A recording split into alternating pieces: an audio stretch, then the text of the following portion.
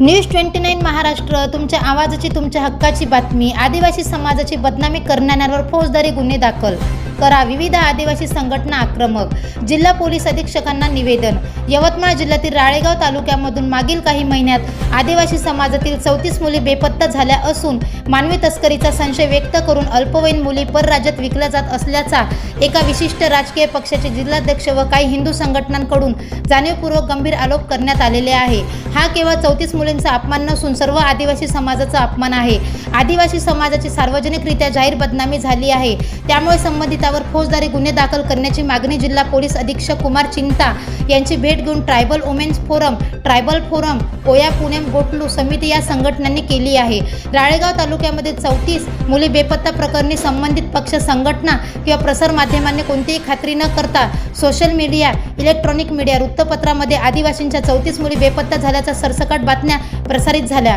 हा केवळ 34 मुलींचा अपमान नसून सर्व आदिवासी समाजाचा अपमान आहे. आदिवासी समाजाची सार्वजनिकरित्या जाहीर बदनामी झालेली आहे.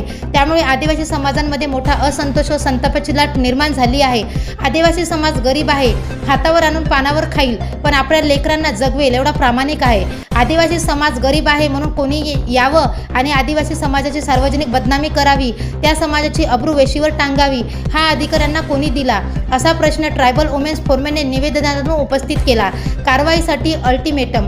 आदिवासी समाजाची जाणीवपूर्वक सार्वजनिक बदनामी करणाऱ्यांनी आदिवासी समाजाची 2 दिवसात जाहीर माफी मागावी, अन्यथा 3ऱ्या दिवशी पोलीस प्रशासनाने आदिवासी समाजाची सार्वजनिक बदनामी करणाऱ्यांना इसमाविरोधात गुन्हे दाखल करण्यात यावे, असा अल्टिमेटम जिल्हा पोलीस प्रशासनाला ट्रायबल वुमेन फोरमच्या राज्याध्यक्ष मीनाक्षी वट्टी यांनी दिला आहे.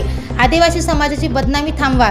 पोलीस यंत्रणेच्या तपासात यदा कदाचित एखादी मुलगी विकल्या गेली असेल, आढळणाऱ्यास विकणारा, मध्यस्थी ज्याला विकली तो इसम, या सर्वांवर कठोर गुन्हे दाखल करून जेरबंद करण्यात यावेत. पण आदिवासी समाजाची होत असलेली बदनामी तात्काळ थांबवावी, अशी विनवणी विविध आदिवासी संघटनांनी केली आहे. हे गुन्हे दाखल करण्याची केली मागणी आदिवासी समाजाची जाणीवपूर्वक सार्वजनिक बदनामी करणाऱ्यांवर जिल्हा पोलीस प्रशासनाने ॲट्रॉसिटी कायदा 1989 सुधारित 2015 अंतर्गत कलम 31R, 31U सह भारतीय न्याय संहिता कलम 356, कलम 353 नुसार गुन्हे दाखल करून कारवाई करण्यात यावी. प्रशासनाने आदिवासी समाजाला न्याय द्यावा, अशी मागणी विविध आदिवासी संघटनांनी केली आहे.